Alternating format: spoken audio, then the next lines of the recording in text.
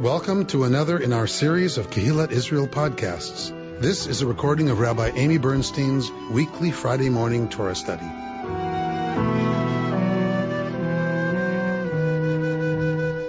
We are reading not on the lectionary. We, of course, have started the book of Leviticus together. We did Parshat Vayikra and Parshat Tzav. We started, and then we did the second Parsha. But we interrupt the lectionary. We interrupt the reading of the Torah on its weekly cycle because we're in Chag. We are in a festival. Because Passover is 8 days or 7 days, depending if you're in the land of Israel or are a Reconstructionist or are another type of Jew. If you're a Reconstructionist, you follow what happens in the land of Israel. It's a 7-day Chag. It's a 7-day festival. If you're not Reconstructionist and you're outside the land of Israel, it is an 8-day festival. In any case, whether it's 7 days or 8 days, by definition, that means Pesach has at least one Shabbat with it. So that Shabbat of Pesach is a special reading. We interrupt our normally scheduled reading and read a reading for Pesach on Shabbat. If Shabbat is one of the days of Yontif, it has its own reading. If Shabbat is Chol HaMoed, meaning the non-Yontif days, the non-holiday days of the holiday festivals, then it's this reading that we're doing. So it's plenty confusing, which, I consider job security. So I'm glad it's confusing. I hope you have a hard time figuring it out, because then I'm going to have a job and be able to live in the Palisades. So we are, what's interesting to me in looking at this reading, this is the reading we do on other festival times as well. So it's not just for Pesach. It's because it closes with the liturgical calendar. This reading closes with, here's the list of holidays that you are to observe. And so that is read on a couple of festivals, because the festivals are the ones the Torah cares about, right? There's lots of holidays that are not in Torah that we celebrate. Lots of them, from Tu B'Shvat to Tisha B'Av to Purim to Hanukkah. None of that's in the Torah. So what the Torah cares about are the Shalosh Regalim, the three festivals that we call Chag, right? This is where the Muslim word Hajj comes from, the pilgrimage festivals. So Hajj is about pilgrimage based on the word Chag, which means festival, where you took your stuff and you went to Jerusalem, which is why they all happen on a full moon, by the way. We're on a lunar calendar, of course, for the festivals, rectified by the solar calendar by adding a leap month every so often. But we're on the lunar calendar. So every time you look up in the sky at Pesach, it is the same full moon. It's been amazing here. It's been really beautiful. It is the full moon of April. It is the full moon of Nisan. So it is the same. Shut up, Robert Gorin. It is the same full moon every time you look up in the sky at Passover. And same with Sukkot. Same with, right? Every holiday on the Jewish calendar, you look and it's the same moon. So we're going to read this, but we're not going to start at the liturgical calendar, because just not that interesting. But what happens, what I don't think, and I'd have to look at the calendar to understand exactly why I feel like this year's different, but I feel like we just analyzed this scene in talking about the golden calf, right? And Moshe goes up to get forgiveness for the people. That's the scene we're at for this Torah reading, for right now, for the Shabbat of Chol HaMoed Pesach. And so we just kind of have been in this real deep exploration as a Torah study community about the building of the Mishkan, the instructions, and then the golden calf, and then all the drama of that, and the deep meanings of that, and the reverberations of that as they build the Mishkan. And as we began Leviticus, seeing the investiture of Aaron and his sons, the priests. So, and now we're back at the scene right after the golden calf. So, I'm not sure I have really felt that it's that close before. So again, it might be the calendar, it may just be me. But anyway, so that kind of, that determined a little bit about where I felt drawn to go for our Torah study this morning. So we'll back up a little. The reading begins at 33:16. And then we'll see where we're going to start. All right. We'll start at 12, one verse before. So the people have engaged in the golden calf. Moshe's broken the first set of tablets. There's a plague that breaks out against the people. 3,000 die. It's a horrible thing. Then God calls Moshe. Moshe's going to intercede for the people. Moshe successfully intercedes and obtains God's forgiveness. And God says, carve 2 tablets, remember, and bring them up here. I made the first set. You make the second set. And so Moshe brings up the second set of tablets.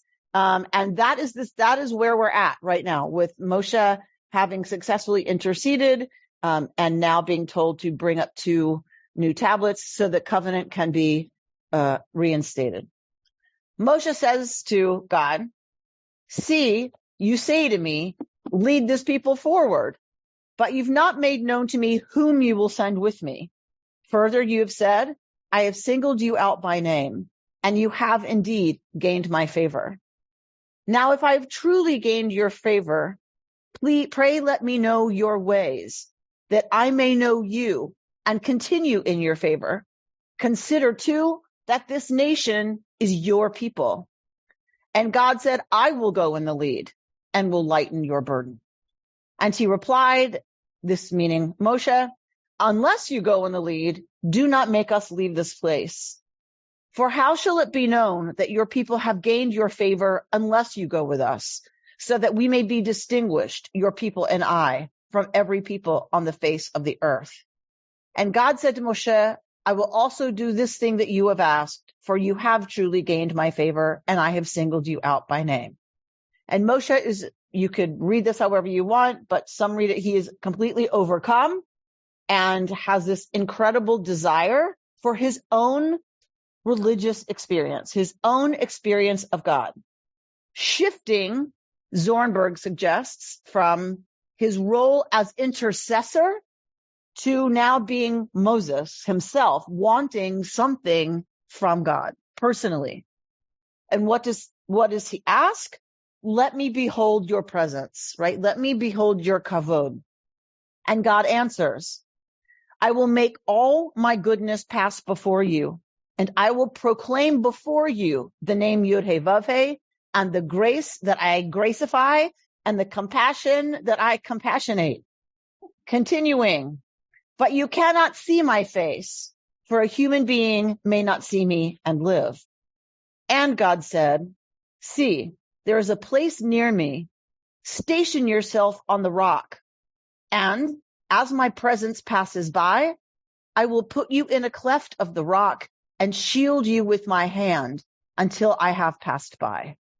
Then I will take my hand away, and you will see my achorai, my achar, my after, but my face must not be seen.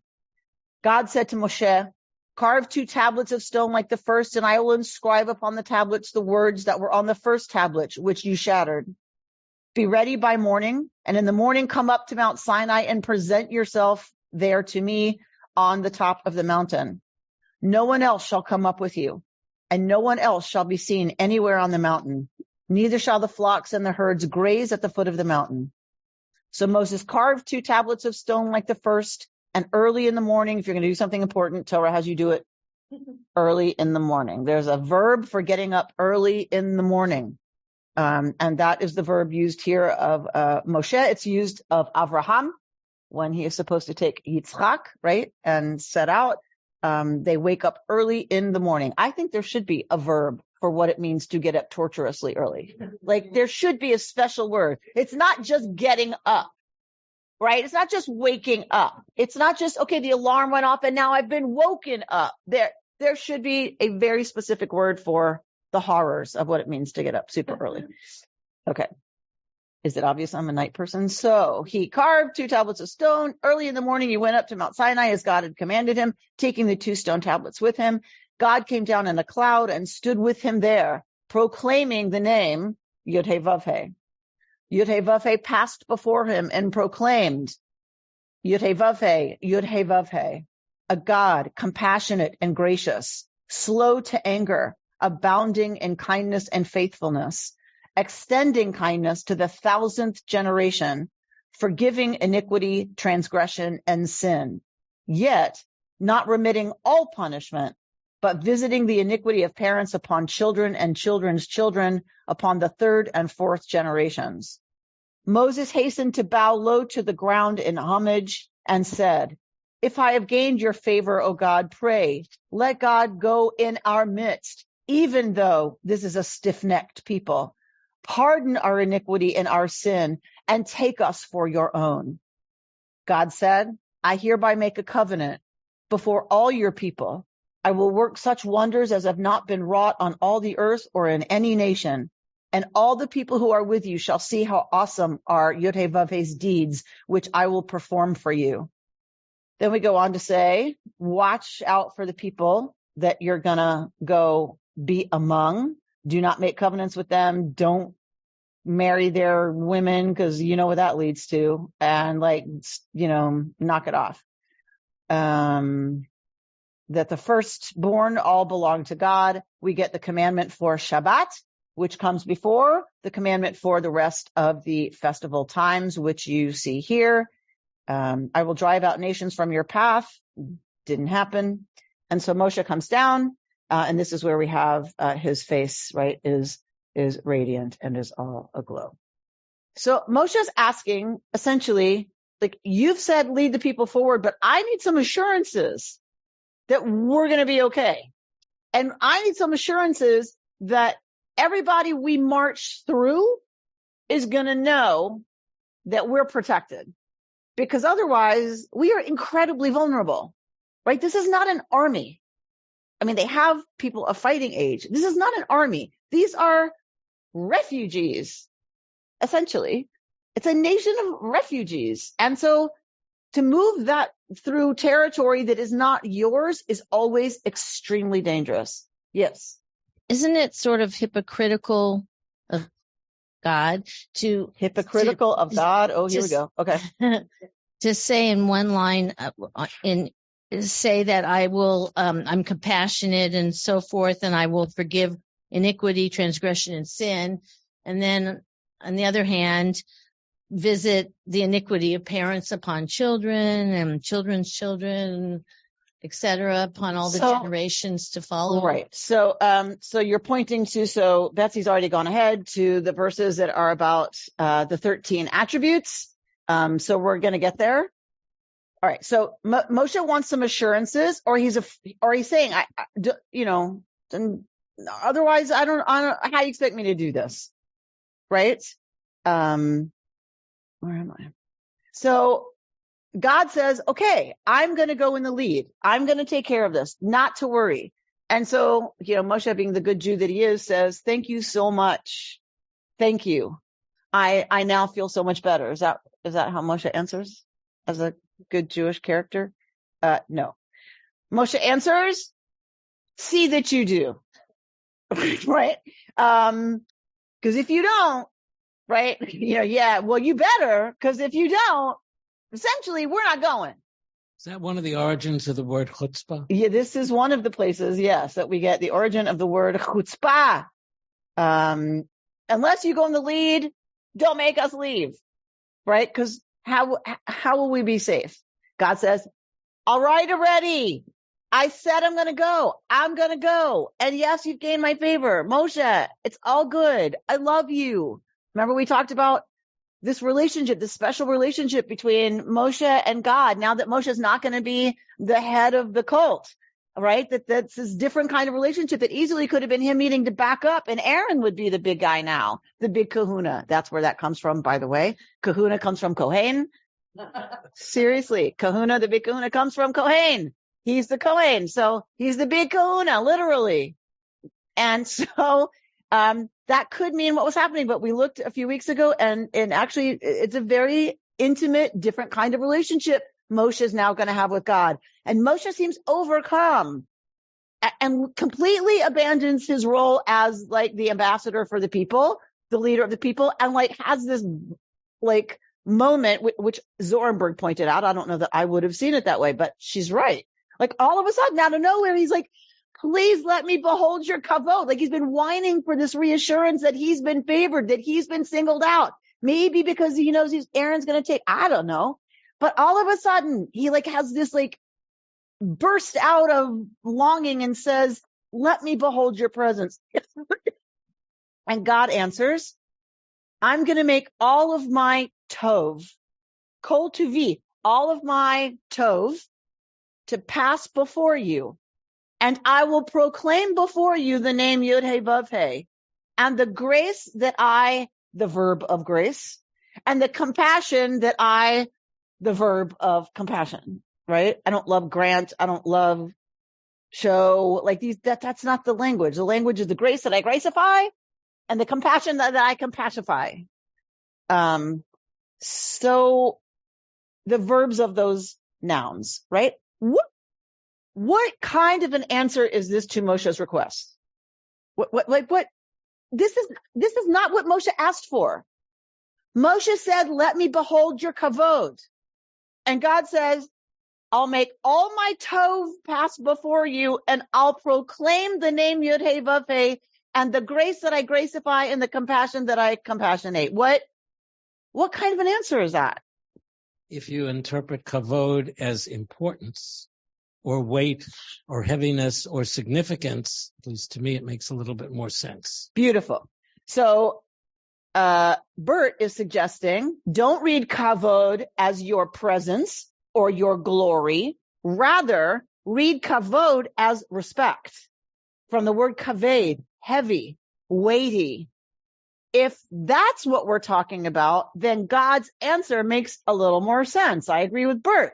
If we read it as show me your importance in the world, your weightiness in the world, then it might make some sense that God says, well, what that's about then is all of my goodness in the world, right?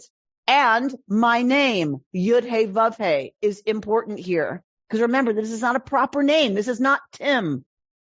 God's name is not Jonathan, right? God's name is a form of identification of something about the essence of the divine. Yud He Vav He, Hava. It's about being.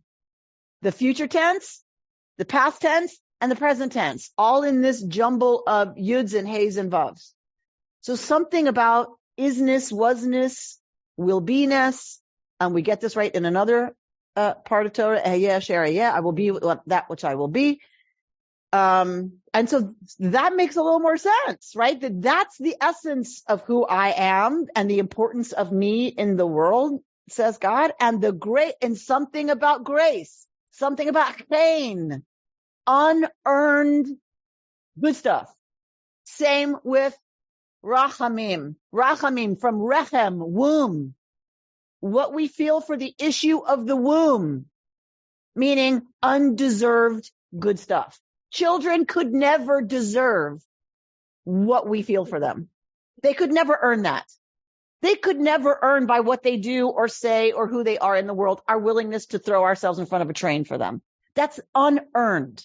That is the definition of rachamim, of compassion. This seems to be what God understands as an answer to Moshe's request. The glory and the grace translations, which have always bothered me, that I'm sure that goes back to the King James Bible and to really a Christian translation into English as opposed to the sense of the Hebrew words. Right. And that's why I don't like glory, glory, glory. Not that I have a problem with glory or glory of God, but it rings of a whole different feeling. Yes, the translations have been used in other contexts that then make us as English speakers very sensitive to the sound of those words. I completely agree. I have been able to reconstruct grace. Glory, not so much. But grace, I really have been able to Jewify again for me. But because there's not a great English translation other, for grace. Unless y'all want to come up with one, I'm very open to exploring what you'd like to substitute for grace. But yes, I totally agree that it's a struggle for us, given having grown up in a Christian context. So God is clear about one thing, that God understands that Moshe asked for a visual revelation, and God says, you cannot see my face, for an Adam, an earthling, cannot see me, vachai, and live. And God says, here's a place by me, station yourself in this cleft in the rock, and as my presence passes by, I'll put you in a cleft of the rock and shield you with my hand until I have passed by. Then I will take my hand away, and you will see my achar, but my face must not be seen. So we've talked a lot about this in the past. I don't want to spend too much time on the interpretation of this part of it. You've heard me say before that if we were to confront the full totality of the divine, we would cease to be human. That I'm not sure it means you die. I think it could mean, like, for those of us who are sci-fi fans, that you ascend, that you become something other than a human being living a human life. It would just be too much for you to chai, for you to live a human existence. It would be by definition something else, and that's not your job, Moshe. Your job is to live your life. Even though you want more than anything to see me, I am not willing to alter you in such a way that you are no longer living a human life. I think that is a very important message that gets missed a lot about Torah. The whole foundation, bless you, of Judaism and of what it means to unite with divinity is, for me, a lot of the point of it is here. The goal is not for you to unite with divinity in a way that pulls you out of a normal human life. That is not a Jewish goal. God says so. God says, yeah, I could do that. It doesn't say I can't do that. But if I do that, I will alter your trajectory in a way that I don't want to. I don't want to do that. That's not the purpose. That is not a goal. And I think that is an important teaching of our tradition. You're supposed to live your life. You're supposed to have God inform that and work through that. We're not to abandon it to go seek a better, closer experience of the divine. I just love that. Okay. So, all right. So where are we going to dig in, Rabbi Amy, if we're not going to dig into exactly that sentence? So I wanted to go back to this kind of business of, I will make all my goodness pass before you. I'll proclaim, right, mine, like this kind of odd answer, right? And Moshe's request. So we're going to look a little bit at Zornberg, and we're going to look at the Mefarshim, because we have our own interpretation. You've heard me do it. Those of you who have learned with me, if you haven't, now you have. But I don't think we've ever looked at the Mefarshim. I don't think we've ever looked at the traditional commentaries, any of them, on this, oddly enough. And I've been teaching here for 13 years. So I'm not sure how that happened. So we're going to look at a little bit of traditional commentary and a little bit of Zornberg, who brings, as you know, lots of midrash to always the conversation. So we just read all of this, right? And I'm going to shield you. This is a loving act by God, shielding Moshe from too intense an experience of God's self.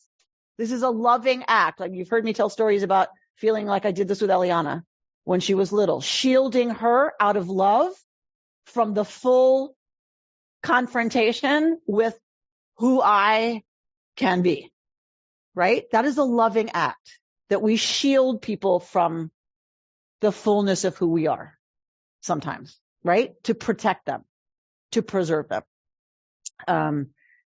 Okay. So whoever wrote this is a parent. So the statement about shielding the child from the fullness of the parent in a way that sounds, maybe there's some negativity about the parent, to me sort of begs the question of, like, isn't the parent who is so full also deserving of being shielded? You know, like this, it sounded there, I mean, we could probably unpack this over several years, but there was an element of sort of badness or hiding and I don't know. It struck a nerve in me. I had a marmoset response. I went, oh my goodness, when you said that. So how about if I substitute the word intensity, right? That we need to shield our children from the intensity of the fullness of who we are, both in our loving of them, moments I'm frustrated, moments I'm just having a bad day and don't need to bring the fullness of who that is into her life. I also was always, and have always been, and am still aware of not wanting to put too much on her of how much I love her. Like there's a level at which the intensity of that is not good for her. Like I need to deal with that. And I deserve protection also. And we could have a whole field day here with the psychoanalysts in the room, because there's a bunch of them. But I think that's my job. My job is to take the adult self that I am in my finer adult responsible moments, and she shields me right from, that's her job. And we turn to other mature, responsible adults that we trust to shield us. And sometimes I turn to the Holy One, right, for shielding. Do you want to say something, Mark? Well, just thinking that I think a lot of this becomes much more comprehensible in human terms if it's understood, and I think it sort of cries out to be understood in this way, as the child's development of a parent. When the child moves from the early symbiosis with mother, and begins to be able to differentiate itself from an external object, and then cedes omnipotence to that object for protection, the child essentially develops a parent for itself. And then I think that this really is a reflection of that process. And what's interesting is it's God who's acknowledging it.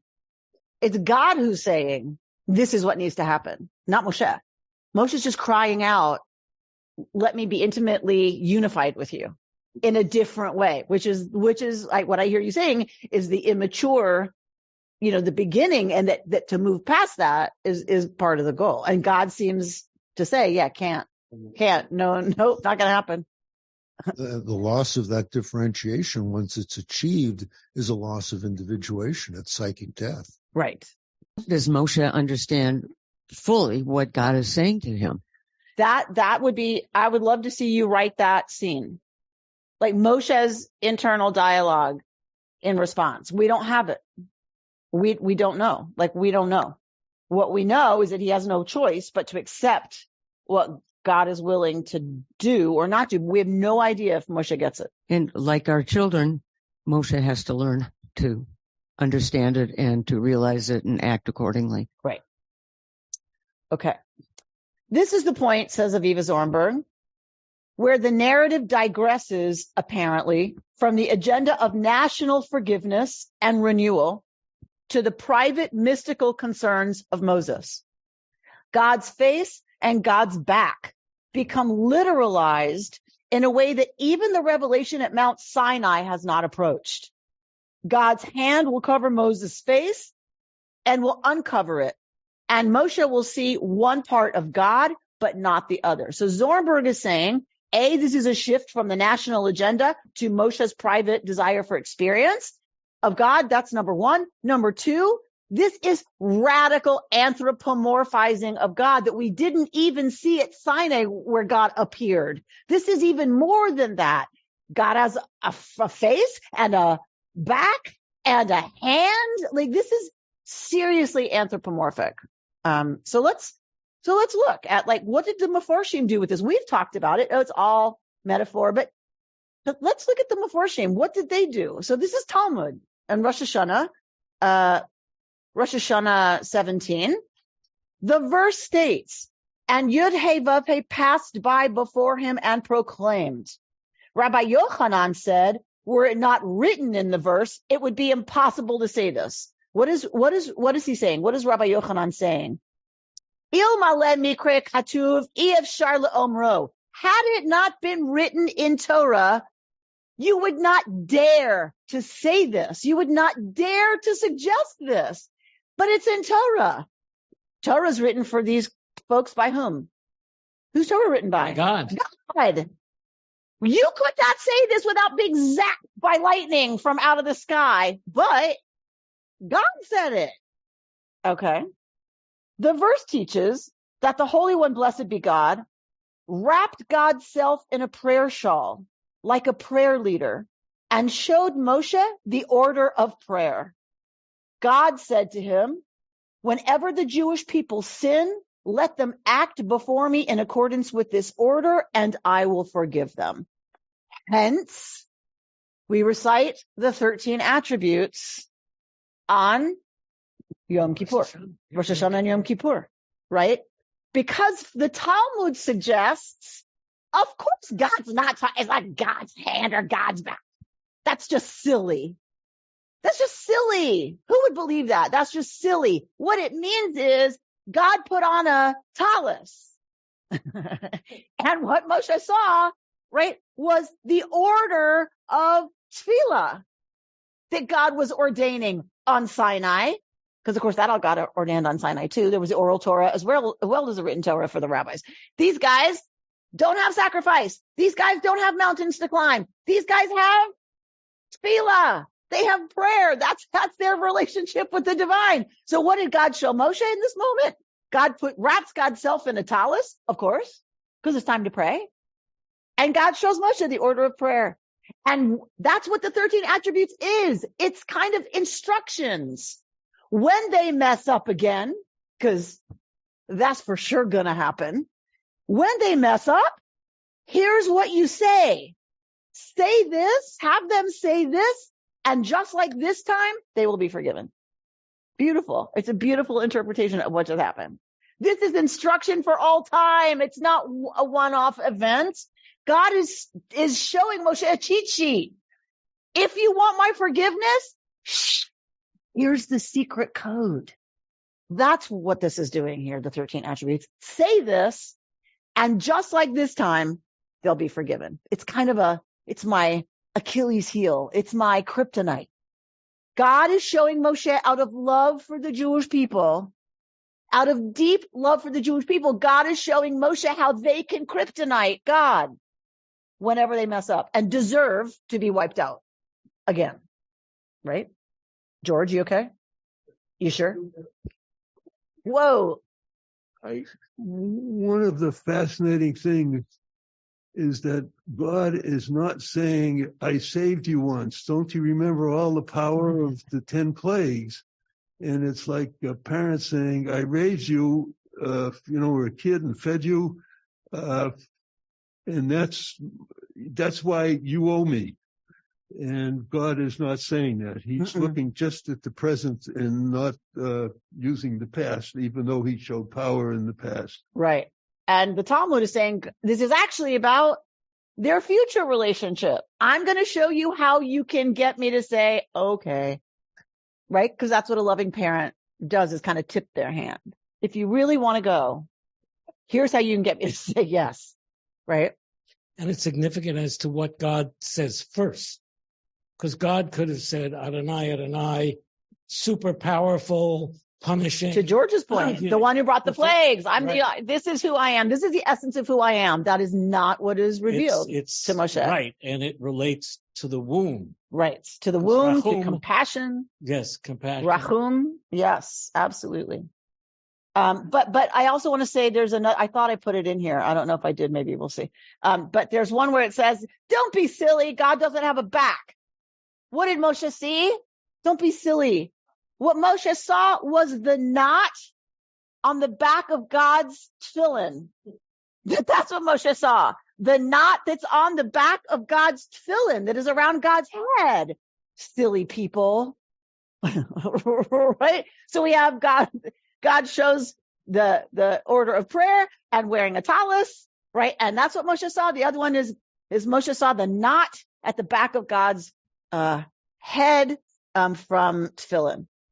One is only able, says the Chatam Sofer, one is only able to recognize God's ways and God's behavior after the fact. We've talked about this, so I did not realize how far back this goes. This goes back all the way to the Chatam Sofer, the 13th century. Only after time has passed and it is possible to link together all the facts, can one understand a little of the way God acts. At the time itself, we cannot understand God's deeds, and we stand amazed. Thus, you will see my back. After some time has passed, you will understand my actions, but my face will not be seen. At the time of the events themselves, you will not see me. We've loved this interpretation for a long time in this room, right? That often it's, what God is saying is it's not my back that you're going to see, chas v'shalom. God forbid. What you're going to see is my wake, my afterward, what my coming through here causes. And often it is that we don't really understand the ways of the mystery of at the heart of reality and how that works in our lives until looking back.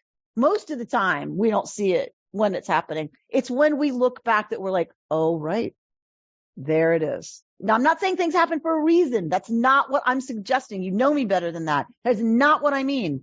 What I mean is we often cannot make meaning. And for me, that is, the essence of what the divine in our lives is. We can't make meaning out of stuff when it's happening. There's just too much going on. We're too caught up. That's just who we are. That's not a criticism. That's just who we are as human beings. Where do we find meaning in the events of our lives? It's when we look back at them. That is when we make meaning out of what has happened to us. And I think that's what the Chatam Sofer is saying. I once read a metaphor for this, that we can't see electricity, but we can see. But you can't see electricity at all. Right. You can't see it at all. And we're going to get to Eisenstein. But you can see light. You can see light. You can see light. So Eisenstein is going to say something similar. Ira Eisenstein. All right. Chizkuni v'ra'iti et achorai, and you will see my behind. You will see an aura of light which will linger after my essence has passed. The light which precedes me and which is too dazzling, you will not see. I love this. This is old stuff, people. How beautiful is this? You can only see the light that is in your life when I've moved through it. The light that precedes me would obliterate you. If we saw it coming, think about that, right? People say to me, did you always know you wanted to be a rabbi? Like, what? If I'd have seen that coming, I don't know what would have happened to me. If you'd have told me when I was 10 that I was going to be a rabbi, like what? There's just stuff that's just too blinding, too brilliant, too earth shattering for who we are before it happens. It has to happen first. Then we can hold it and deal with the light that it is in our lives. But if we tried we aren't the person yet who can hold it because it hasn't happened to us yet. Does that make sense? I have to be the person who chose to become a rabbi before I can deal with the fact that, oh my God, I'm going to be a rabbi. Right? I can't handle that at 12. That the 12-year-old can't handle that, right? The light of it before it happens is way, way too disorienting for us to continue normally. We can only see that light after it's moved through our lives. I love that. Betsy? It seems like it's kind of similar to how you don't really appreciate the effect that your parents had on you until after they're gone or after it happens. Like I wrote an article once about how it's amazing how my mom got so smart all of a sudden. Right. She wasn't an idiot when you turned a certain age. She was no longer an idiot. All of a sudden she was smart. Right. Right. So it's a beautiful example of the ways that we can't really make meaning and see clearly or fully the effect someone's had on our lives until later. Yeah. Exactly right. Exactly. Parents and children. That is a great, and I think the parent-child metaphor is a really apt one for, the divine Moshe stories. Leora? To woo-woo. But in the age of psychedelics and psilocybin and people describing sort of having a very different experience of the world after having used the ayahuasca or whatever, I don't even know, but these types of mind-altering substances, that they have a different appreciation for the beauty of the world, of the chair, of the flower, of whatever. And it also leads me to think about the limits of our language, or the framework with which we see our world. We don't even have the language or the capacity to comprehend the greatness of God, or of miracles, or of how everything is moving together. Beautifully said. Thank you for that. Yes. Right. So doing those drugs is almost like you get a little taste of that forelight that we can't handle, right? That if we walked around like that all the time, we would not function very well. But once you have that insight, it's hard to forget it. Having done psilocybin in college, I can tell you, you do not forget it once you have that insight. You never unsee that possibility of uncovering the yumminess under everything. Just saying. Okay. But it's interesting because they're now using it for healing PTSD and all kinds of things as unguided trips, because there are limits to, like you said, both language and limits to how our brains work, that they just are open to things differently, with things like psilocybin. So with these guided trips, people are really experiencing deep and profound healing, including people who are dying. Okay. Oh, here it is. I did put it in here. And I will remove my hand and you will see my back. This is from Brachot, the Talmud. Rav Chana bar Bizna said, in the name of Rabbi Shimon Chasida, remember we always teach in the name of our teacher, the expression "you will see my back" should be understood as follows. This teaches that the KBH, the Kadosh Baruch Hu, the Holy One, blessed be God, who was mentioned above, wears tefillin. And God showed him the knot of the tefillin of his head, which is worn on the back of the head. Okay. Just in case you doubted that it was in there. So Rabbi Hanan Morrison, based on the midrash we just read about the back of the tefillin, says there are two levels of knowledge. The first is an accurate knowledge of an object's true nature. The second is a limited knowledge, restricted by our intellectual or physical limitations. Regarding tangible objects, there may not be a significant difference between the two levels of knowledge. But when dealing with abstract concepts, especially with regard to the nature of God, the difference will be great, perhaps infinitely so. The imagery of God's face and back corresponds to these two levels of knowledge. This is all based on Harav Kook, by the way. God's face and back correspond. So don't read face and back. Instead, read one kind of knowledge and another kind of knowledge. Face in Hebrew is panim, similar to the word pnim, meaning inner essence. True knowledge of God's infinite reality is God's pnim, God's face. Inner. Pnim is inner. Panim is face. The Rav Kook is making a correlation between those two, panim and pnim. Knowledge of God's reality, according to our limited understanding, on the other hand, is referred to as God's back. Moses was granted this partial, indirect knowledge, a grasp of the divine that we are able to appreciate and apply in our finite world. That's what Moshe was granted. You can't see God's face, Rav Kook is saying. You cannot fully understand, have the kind of knowledge of God that you would have of a water bottle. You just can't. All Moshe could achieve was the other kind of knowledge of God, which is referred to as the back. That knowledge that is like just a hint at, what God might mean in our world. Yes? Okay. I have to chew on that for a while. So then Rabbi Rachel Barenblatt, the Velveteen Rabbi, is commenting on Rabbi Hanan Morrison when she writes, Jewish tradition interprets these verses the way we interpret all anthropomorphic descriptions of God in Torah, as metaphor. God doesn't really have a face nor a hand with which to shelter Moshe in the cleft of the rock, nor a back, which Moshe might glimpse as God departs. These are human conceptions. We can't wrap our minds around the reality of what God is, so we mentally create God in an image we can understand. I can relate to Moshe's request, she's saying.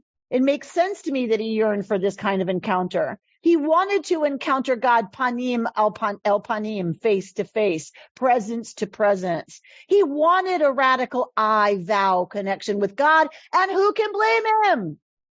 Instead, what he gets is a partial glimpse of a totality too great for him to comprehend. Moshe can't grasp the wholeness of God from within the limited perspective of a single human mind. If he were to encounter all of what God is, his individual selfhood would disappear. The orderly limits of his mind would shatter.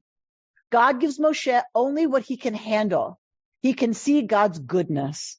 He can listen to the recitation of one of God's names, which contains compassion and mercy, along with remembrance of our misdeeds. And he can glimpse something of the divine presence as it passes him by. I don't think this passage is only about Moshe. I think it speaks to us too. Where can we see God's goodness manifest? What are the names of God which we receive on the frequencies to which we are attuned? What after image of God's presence, as it were, are we able to perceive in the world around us? Beautiful, Betsy, I haven't forgotten you. So Rabbi Ira Eisenstein, who's one of the founding rabbis of Reconstructionism, Mordechai Kaplan's son-in-law, says, we cannot actually picture goodness. It is not a being. To Bert's point, it is a force like electricity. Nobody ever actually saw electricity, but we can see and feel what electricity does. If we have an electric heater and connect it, we get heat. We get to know what electricity is by what it does. In the same way, we get to know what God is by what God makes us do. See the Reconstructionist flip there? Did you see that? Right? Very Reconstructionist. In the same way, we get to know what God is by what we do when we draw on the electric energy called God. When people are, so to speak, connected with God, they do good things. We call those people godly people and their acts godly acts. Whenever this force is active, we say that God has exercised influence and power. So for a good, true, holy roller Reconstructionist, we don't mean God exercises influence and power. God forbid. What we mean is we access God. That is how God has influence and power in the world, when human beings access that which we associate with godliness. That is a holy roller. I love it. Reconstructionist understanding. Love that. All right. Okay. Before we end, I'm going to go to Betsy's point. Okay. So Betsy asks, how can God both be forgiving and all this yumminess? And then you say, but visits iniquity on, right, to the second and third generation. Because there are theologies in the ancient world that said it was for for a really long time, like the 1000th generation. So this was actually a mitigation of that theology that said, you'll never dig your way out of this. Think about Amalek, like how we feel about Amalek. Like you can't, Amalek can never undo. No descendant of Amalek can ever be other than Amalek, an Amalekite. Like they can't undo that. They can't undo the sin that their ancestors perpetrated on the Israelite vulnerable marching through the desert. That was a very understood and well entrenched idea in the ancient world. This is coming to say, I'm not like that. But there is collective responsibility. Climate change, our grandchildren are going to be punished for our sins. They are going to be living with the consequences of what we've done. That is reality. So Torah's trying to mitigate the perception of give up all hope. There's no hope. But there is a collective responsibility, and still within that, I am going to be merciful and gracify. So hang in there. There are, to say two. Third to the third and fourth is. Yeah, I was going to say third and fourth is not to the 1000th. Okay. Correct. That's the difference. One thing is what we do in our sins as individuals also affect our children and grandchildren and affect their lives. Correct. And grandchildren. Correct. And the other point is that there are two, not conflicting, but two poles within the Jewish idea of God. One is judgment and the other is compassion. Okay. And there's an issue of the balance between the two. And part of what this says is the balance is tilted a little bit towards compassion and a little bit less towards judgment, but they're both still there. Beautifully said. You can't have only grace and forgiveness with no judgment. And no responsibility. And no responsibility. And I think traditionally that the idea of compassion is associated with the name, excuse me for using this, Adonai, and Elohim is associated with justice. Correct. Yud Hey Vav Hey is compassion. Right. So Din and Rachamim. The rabbis have Din and Rachamim, that there's And our goal on High Holidays is to move God off God's throne of Din, judgment, and move God onto the Kisei HaRachamim, onto the throne of Rachamim. And this is saying the game is rigged. Mm-hmm. Israel, the game is rigged in your behalf. And in the Shema, which of those words is there twice and which is there once? In terms of what? Which words? Din or Rachamim? Yud Hey Vav Hey and Eloheinu. Okay, we say Shema Yisrael Adonai Eloheinu Adonai Echad. Adonai, which is the forgiveness part, is there twice, but not without Eloheinu, which is our judge. All right, so Bert bringing forward a beautiful interpretation of tefillah, of what got revealed to Moshe, and one of those had to be, of course, the Shema. Where we get told to wear them on our hands and right between our eyes. All right. So, I love this by Zornberg. I love this. I never thought about this. So we read that Moshe bows low to the ground, right? Immediately after this encounter with God, this new intimacy, Moshe falls to the ground and says, if I've gained your favor, O God, pray, let God go in our midst. Even though this is a stiff-necked people, pardon our iniquity and our sin and take us for your own. Zornberg notes, the question of structure emerges with compelling force. How does Moses' desire for personal mystical revelation mesh with the narrative of national sin and forgiveness? It is remarkable that while he speaks in the first person singular when he asks for the vision of God's glory, he modulates to the first person plural in verse 9. If I have gained your favor, let God go in our midst, pardon our iniquity and our sin, and take us for your own. I love this. At the culmination of Moses' work of prayer, he identifies with the sin of the people. Quietly, undramatically, the pronouns change. The fire in his bones is by this point so thoroughly integrated that it sparks out unself-consciously in his syntax. He speaks with a quiet normalcy that seems to emerge seamlessly from the vision he has just experienced. I love it. She's saying it's causative.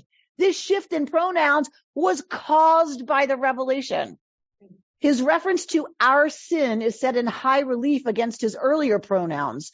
Reproaching the people, he used the rhetoric of you, I, right? You have sinned. I shall go up.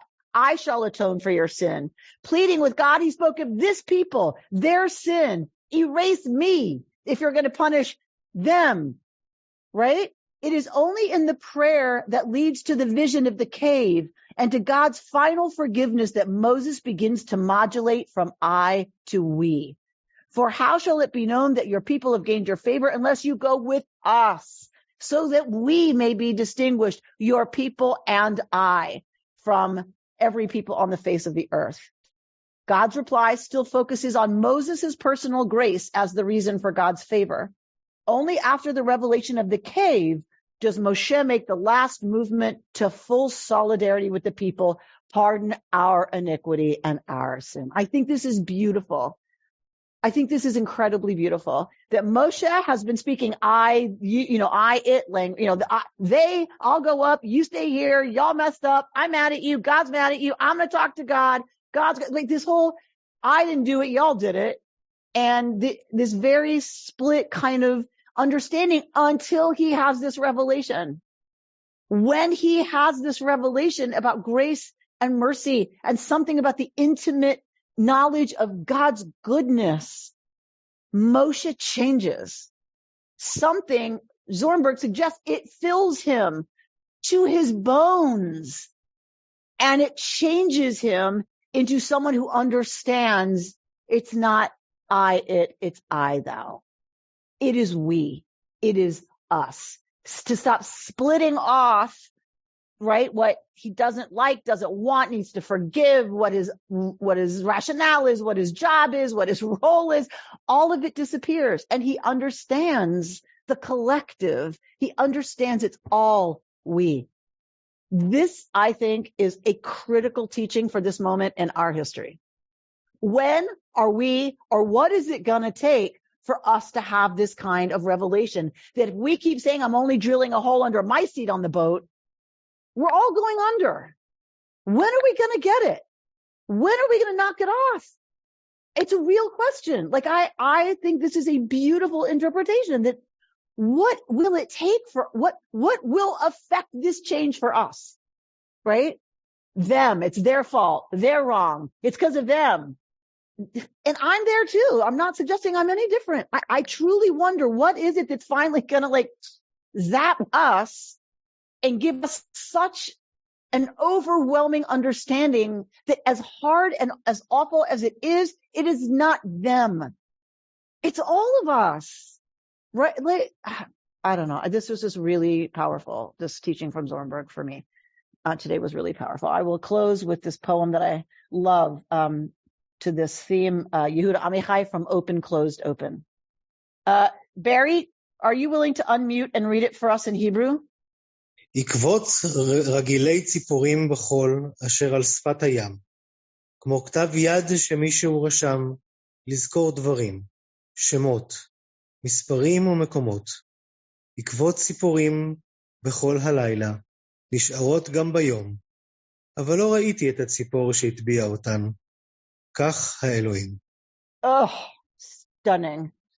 Birds' footprints in the sand on the beach are like the handwriting of someone who made lists to remember things, names, numbers, and places. Birds' footprints in the sand at night still remain by day, but I don't see the bird that imprinted them. It's like that with God. You've been listening to Rabbi Amy Bernstein's Friday morning Torah study from Kehillat Israel in Pacific Palisades, California. For more information, go to our website, www.ourki.org.